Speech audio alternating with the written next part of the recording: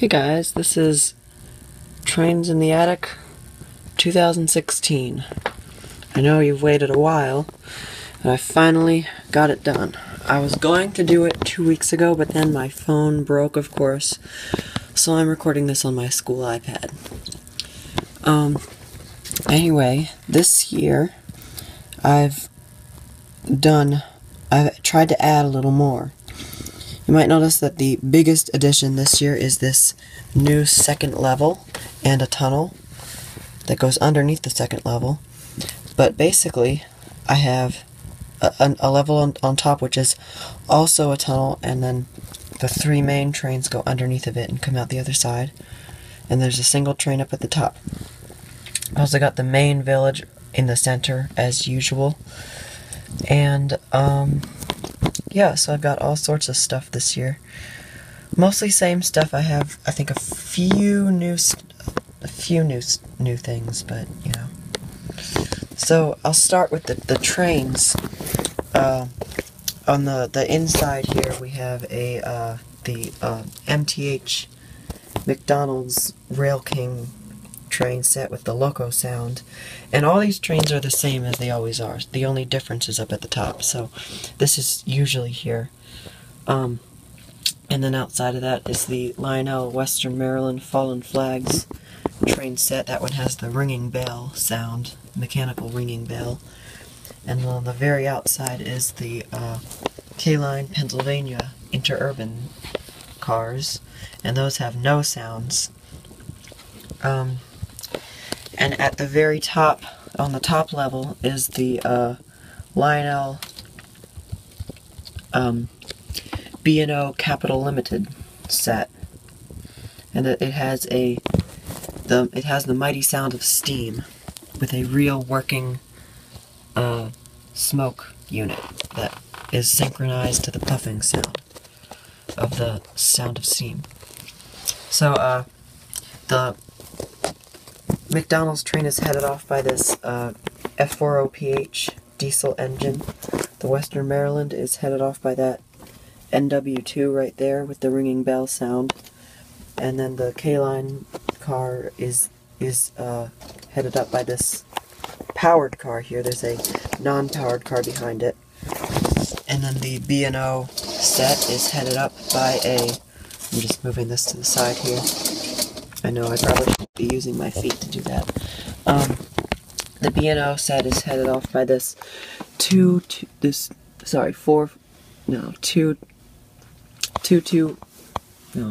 what was it again? I can't remember what it was. I think it's like 442. That's what it is. 442 steam locomotive right there. And the tender has the sound of steam. The engine has the puffing smoke. But the sound is synchronized to the wheels and the puffing smoke, which is really, really cool. And all the cars are lighted.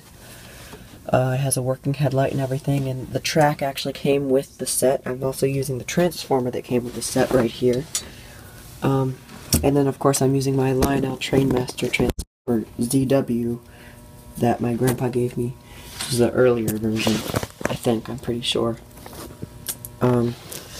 Anyway, so on the outside of the village here, we have the train station for the Pennsylvania interurban. There's some cars there, there's a little lamppost there, and there's a phone booth next to it. This is really supposed to hide the wiring and the transformer for the McDonald's set, but, you know, I didn't really do that good of a job.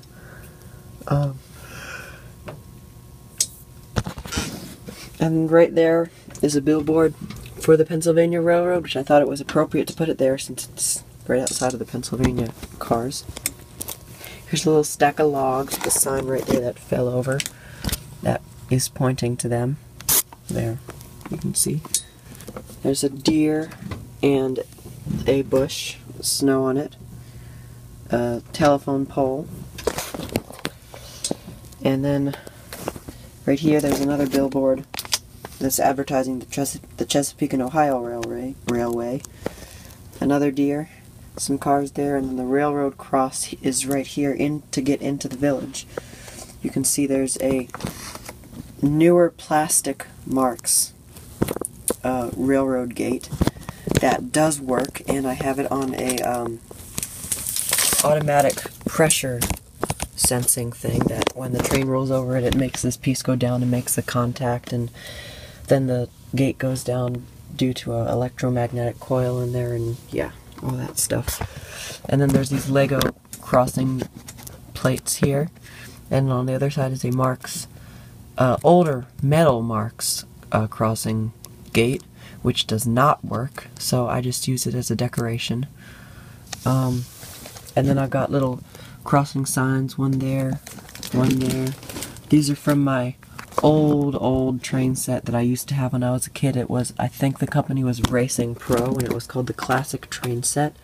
But it was, I saw a video of one, but it was in Russian, and I do speak Russian, and it was called Strela, which means arrow in Russian. So I don't know if that was a different company, or they rebranded Racing Pro, or maybe Racing Pro was a version in the US, but I don't know. I have videotape of me getting that on Christmas morning a long time ago, and I watched it and it said Racing Pro and the model number. I searched the model number and I found some stuff, but yeah. So then there's two more of those little crossing gates from the Racing Pro train set there.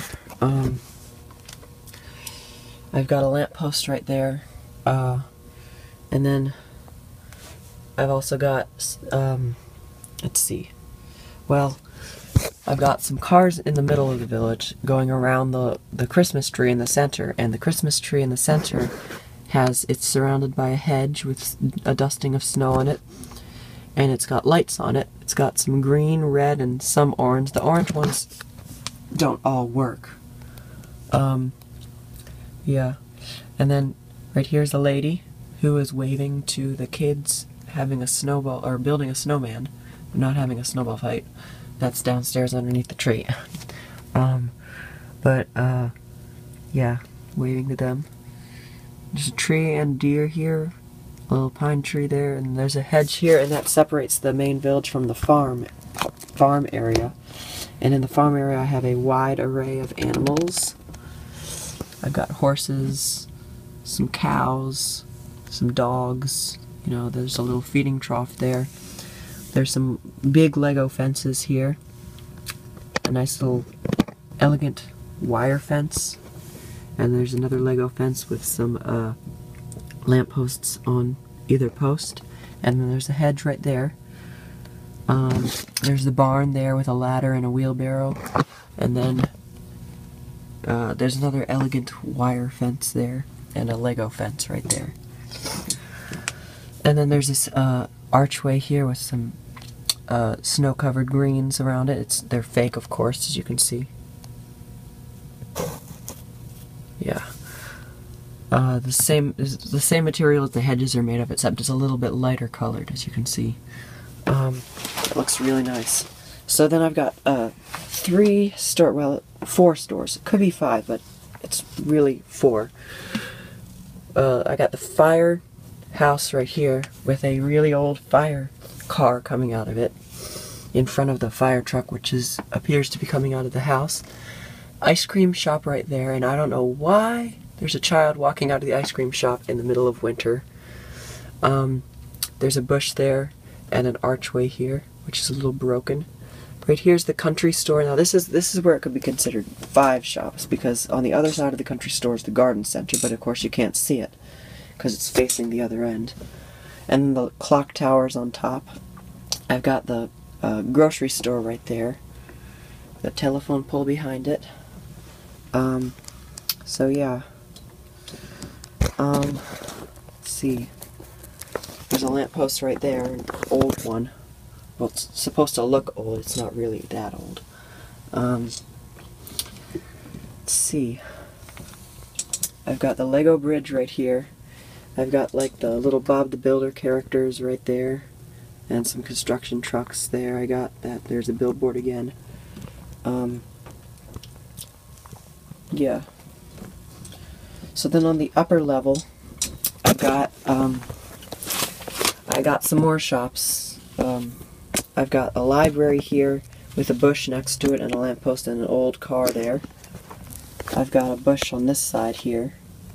I've got some cars right there, a lamppost there, another little lamppost there. There's a city airport there with an airplane and a helicopter on top. And then right back there is this train station for the Baltimore and Ohio set. That train station is actually from the Racing Pro set, the same set that these crossing signs came from. And I stuck a little light onto the underside of the roof so it kind of illuminates the area. There's the coaling station. That's, I think it's the Lionel Line's coaling station, but it makes sense because that's a coal tender right there. Gas station next to it. There's a grocery store right there with a bush next to it. The pet shop, and then in between the pet shop and the toy store is another one of those archways. And there's a deer standing right by the archway. There's a bush back there, and a telephone pole. So it all looks really, really nice. I really like how this turned out. So I guess also the coaling station is illuminated inside. So there's 3 lampposts, a light in the station, and a illuminated coaling station. Down here there's 3 lampposts in the main village, plus the lighted Christmas tree, and another lamppost on the outside of the town. A billboard with a light on it, another billboard with a light on it, and another lamppost there. So there's, let's see, 1, 2, 3, 4, 5, 6, 7, 8. I also forgot to mention there's another billboard back there behind the engine and the tender. You can sort of see it, but it's also got a light on it.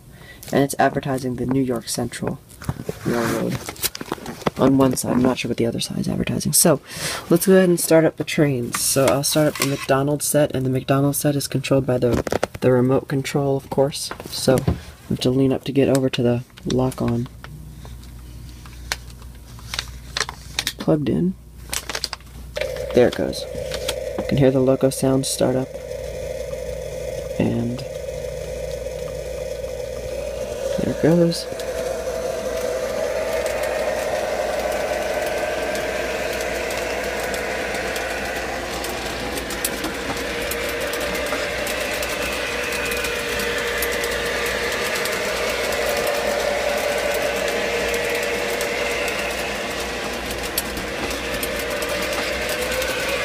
Sounds like it's rubbing against the table leg. That's okay. So we're not going to make it go that fast, so I don't want to damage it. And I'll start at the Western Maryland. Oops, that was not good. 1 moment, please. Alright, let's try that again. Start up the Western Maryland set. Running pretty nice. And you can hear the ringing bell sound coming from the engine. And there's a crossing gate right there.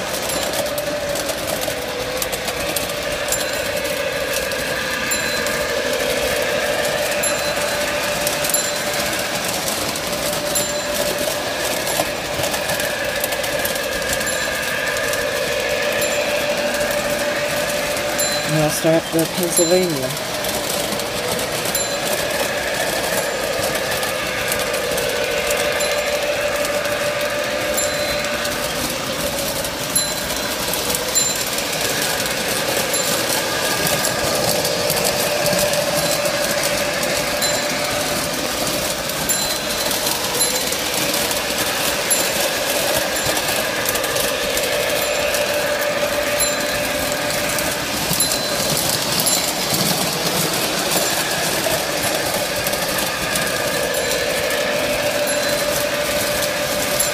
And now we can start up the